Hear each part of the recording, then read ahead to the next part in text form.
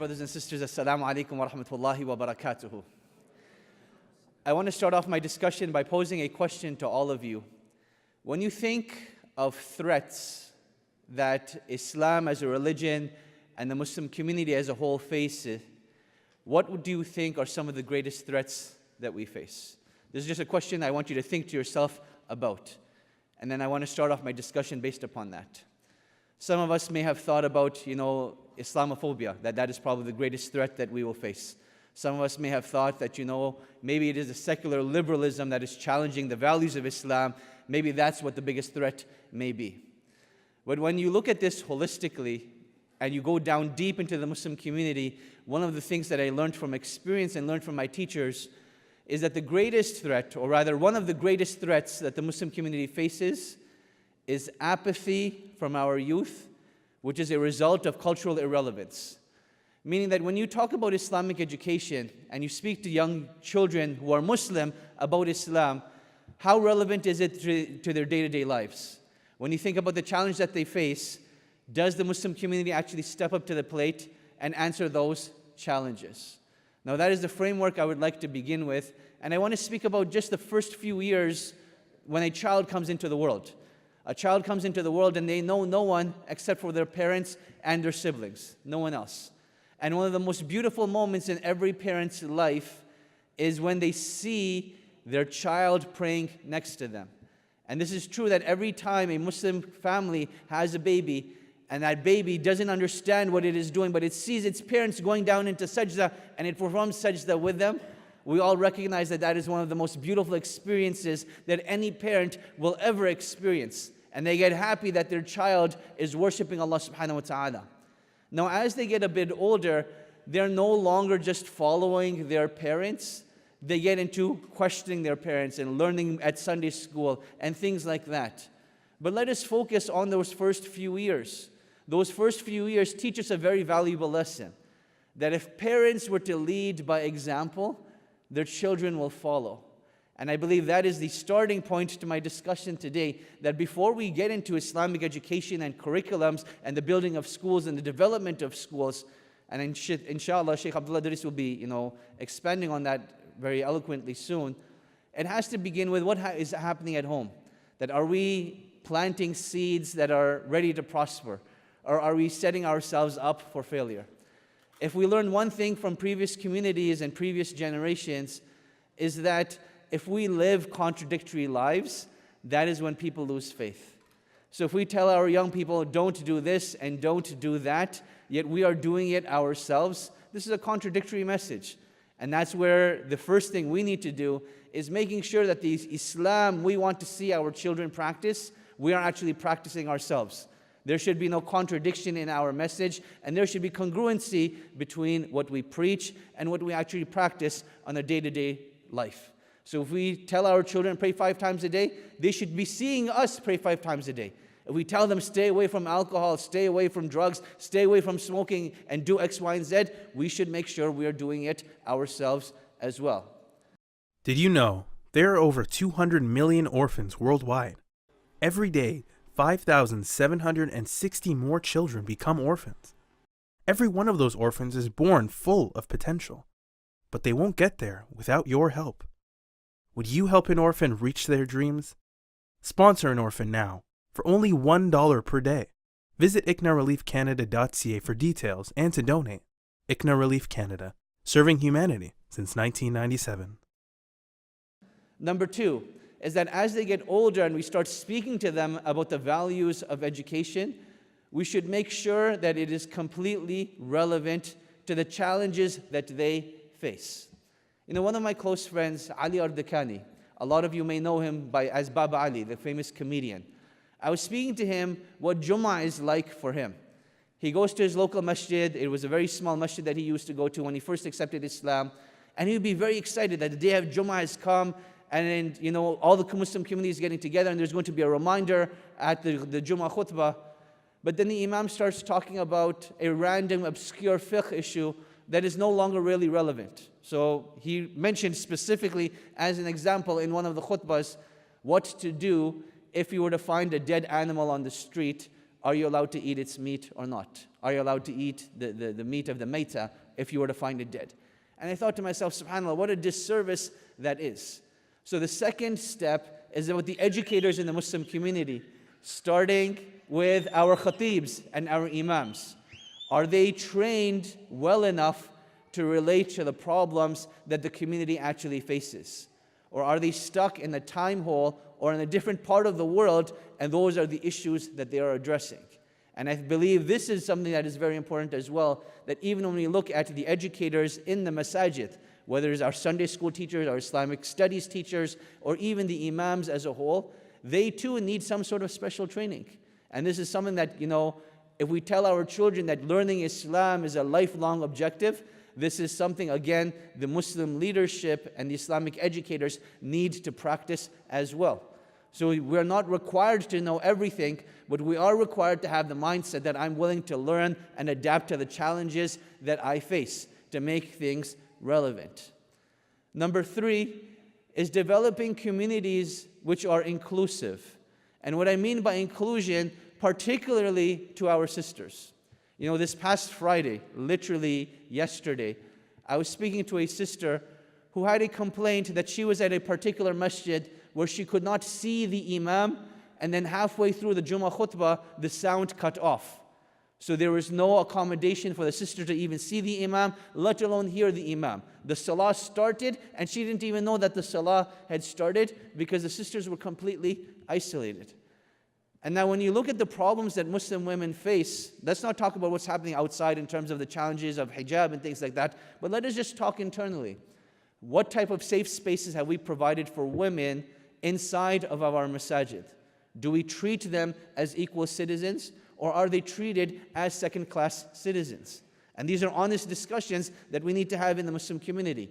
Because for the vast majority of experience that I have seen, they are treated like second-class citizens, where sometimes the sound system isn't working, sometimes the video system isn't working, or sometimes it's such a small, cramped area that's not even enough to accommodate to them, let alone it being dungeon-like, having a bad odor, and not well maintained. And this is something very, very unfortunate. So when we talk about education, it also has to be inclusive to all members of our community, and not just to the male members of the community. Now, I'm not pointing fingers at any one organization or any one school or any one masjid. I'm speaking holistically. And mashallah, for the most part, we have great examples in ISNA and in ICNA and other organizations that are here that are stepping up to the plate and are, trying to represent the Muslim community to the best of their ability. But we should also recognize that there's always room for improvement. The fourth point I want to expand upon is being culturally relevant. Something very interesting is happening, and that is the legalization of marijuana on October 17th. And this is going to be, a life-changing event for the Muslim community. And let us explain why. Because if it stays legal, we are the last generation to have experienced a marijuana-free lifestyle. And that is something that is going to be huge. Yet when you look at, the topics of the Jummah khutbahs, when you look at the topics of the Friday night halaqas and the family events, how many communities and organizations and masajid have actually taken the time to speak about this issue? And you'd see, unfortunately, it's not very, very many. Yet this is going to be an issue that drastically impacts all of us. We already know how many of our youth are involved in drugs. Now, can you imagine with marijuana becoming legalized and it becoming more easily accessible, what the state of our community is going to be? And this is what I wanted to use as a case study for my presentation right here and now, that when you look at the legalization of marijuana, how do we as a community become more culturally relevant? So this issue of marijuana, my dear brothers and sisters, if you look at the history behind the legislation, 70% of Canadian citizens voted for the legalization of marijuana. And let us look at some of the reasonings that were presented behind why they voted that way. One of the reasonings provided was that this is an activity that is already taking place and the profits are going to gangs. And one of the ways to take away the, affluence of these gangs is to make sure that the government gets the profits as opposed to these gangs. So that way, we take away the financing from criminality and put it in the hands of the government that can hopefully do something more productive with it. Number two, they said that people are already smoking marijuana, that prior to this legalization, 1 in 3 Canadians has already used marijuana at some point in their life.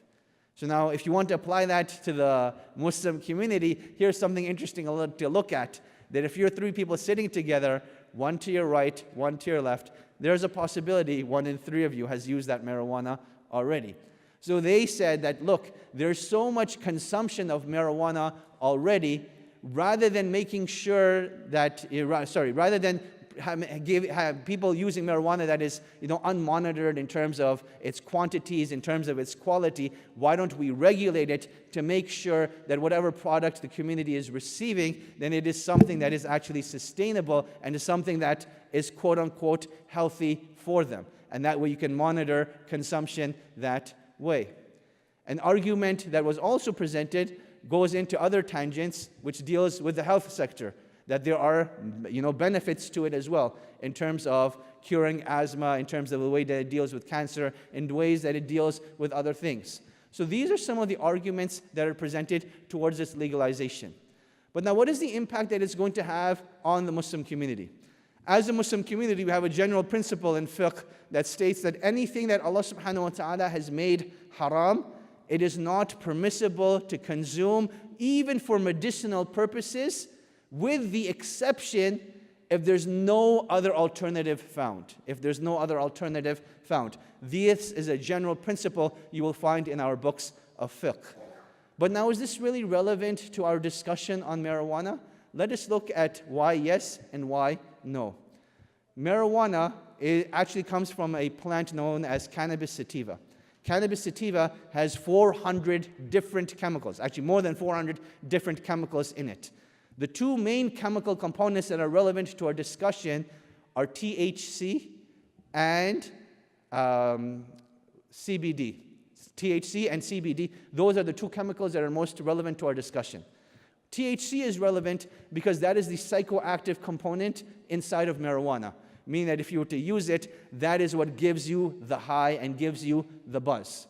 And then CBD is actually being researched as the medicinal component, and that is supposedly what will help people, improve their lifestyle from a medicinal perspective. And now that you can genetically modify and engineer these drugs and remove THC components from it, where does the Islamic legislation stand on this issue? And this is something that is being spoken about. So AMJA, the Assembly of Muslim Jurists in America, and then you have the Islamic Fiqh Council out of the United States that ISNA is responsible for, they have been discussing this issue, and they said that if it is only the CBD component that is present in marijuana, then it is something permissible to use. Whereas if there are levels of THC that will intoxicate the mind and hinder the mental faculties, then this is something that is impermissible. That is one element to it. The second element to this, that often marijuana is only discussed as an intoxicant. But what we don't talk about are actually the harms that marijuana has. And my study of this issue is basically revolving around youth from the ages of 17 to 24. Now, why that age is so relevant to our discussion is because the human mind is still developing at that time. And when the human mind is still developing, that means anything that you're programming your brain to do will actually have a lifelong effect.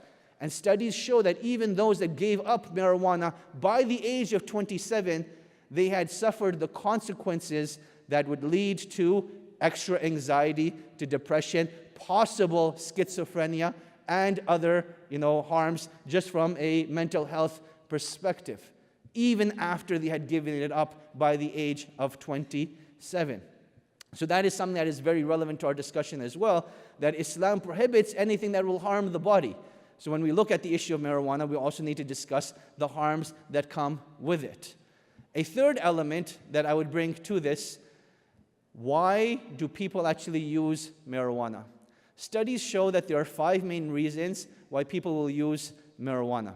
The first of them is experimentation. The second of them is a social experience. The third of them is for the sake of pleasure. The fourth of them is culture and religion. And the fifth of them is using it as a coping mechanism. Now, when you look at these 5 main reasons why people will use marijuana, the most dangerous of them is using them as a coping mechanism. Meaning that you are willing to develop a dependency upon marijuana, that every time you're having a bad day, let me go to marijuana to help me feel better. And it doesn't actually change people's problems, it just numbs the pain. And that is something that is very problematic. So when we talk about marijuana as a gateway drug, the science doesn't actually prove that. There's no science to actually prove that marijuana is a gateway drug. But what we can see is that it becomes a gateway drug from the perspective that when people are using it as a numbing agent, we all know that our bodies develop a tolerance towards numbing agents.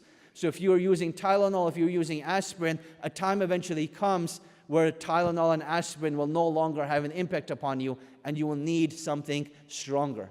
And that is what happens when people use marijuana as a numbing agent. And unfortunately, that is the vast majority of cases, particularly with young people, that rather than being taught methods of how to deal with stress and deal with anxiety and even deal with depression to a certain degree, they are given marijuana as an option that, hey, take this and you'll see that the pain goes away. And you'll notice that a lot of the Muslim youth, why they partake in it, is because their non-Muslim counterparts have told them that, hey, I have this problem, I take marijuana, and I feel better. And at the end of the day, that's what everyone wants. Everyone just wants to feel better. Everyone wants to find that happiness. So now, the lesson over here is not only do we need to empower ourselves with better methods of coping with stress and anxiety, but also have those honest and frank discussions that, hey, if marijuana is presented as an option to you, is this something you're actually allowed to consume or not, and why? And that goes into the discussion of how do we empower our youth to make better decisions. So this is just a brief introduction to this topic that I wanted to share with you and the impact that it's going to have, so that those of you that are parents can start discussing this with your children. Those of you that are educators in masajid or have roles in organizations, make sure you have this discussion before it actually becomes legalized. October 17th is just around the corner. And for those of you that are young, make sure you have the information that you need to make a conscious decision. That is one of the most dangerous things that happens, that we do not understand the consequences of our actions.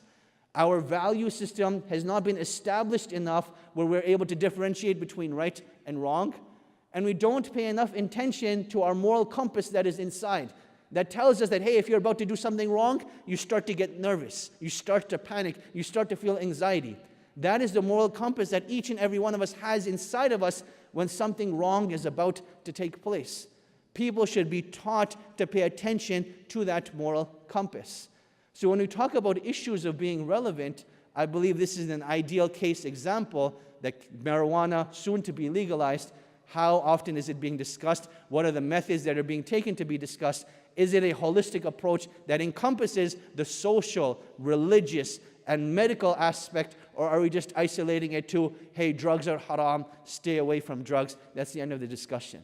And if that is the approach we do take, and that is the approach, unfortunately, I fear we will end up taking, it is like the animal that puts its head into the sand, thinking that the enemy will not notice and surpass it.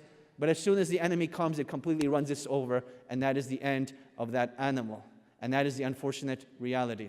So when we talk about relevance, see what's happening in the world, see what's happening in terms of legislation, and those are the topics of discussion that we should have foresight on. Rather than a week before the legislation, the legalization taking place, this is a discussion we should have had months ago and years ago, anticipating that this is something that can possibly happen.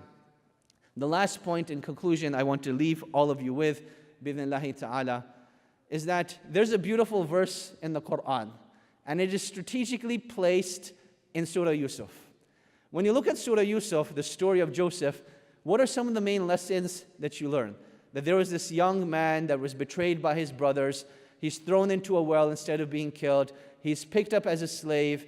And then as he's a slave, he's seduced, but he doesn't succumb to that temptation. And as a result of that, he's thrown into prison where his cellmates forget about him. But then one day the king has a need to interpret a dream, and he finally comes in handy.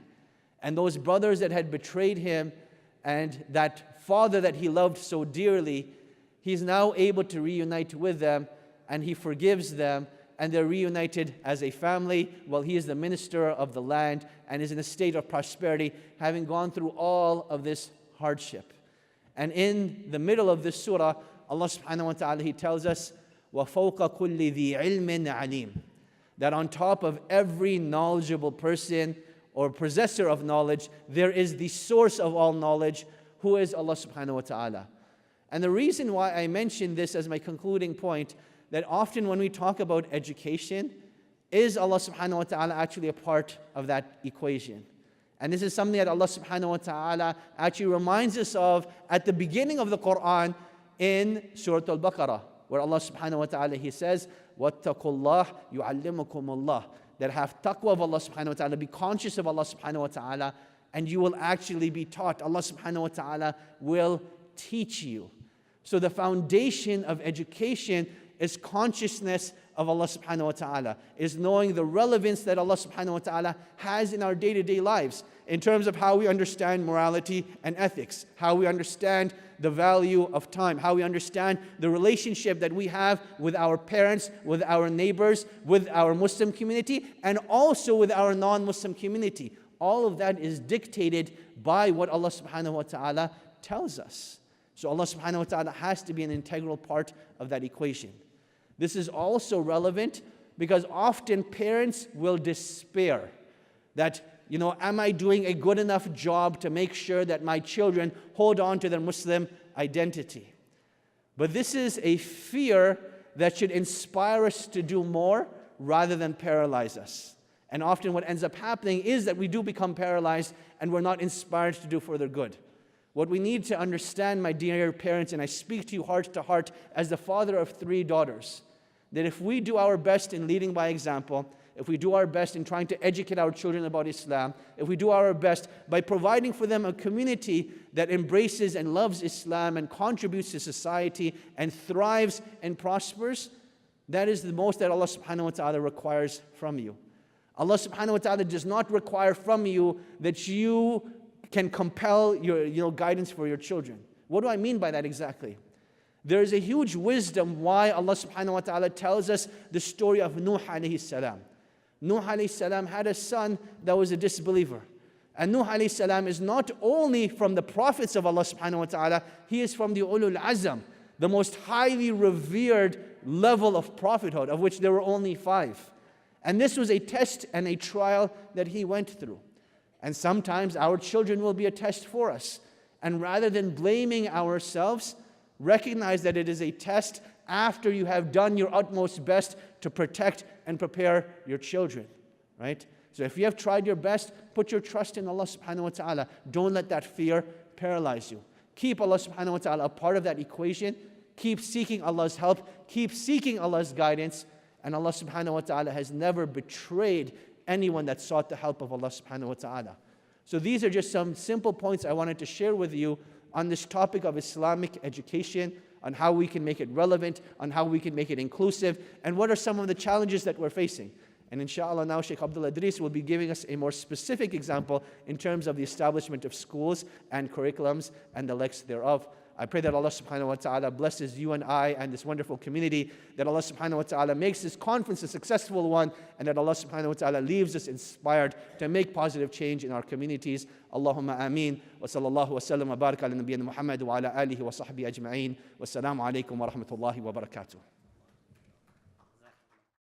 Did you know there are over 200 million orphans worldwide? Every day, 5,760 more children become orphans. Every one of those orphans is born full of potential, but they won't get there without your help. Would you help an orphan reach their dreams?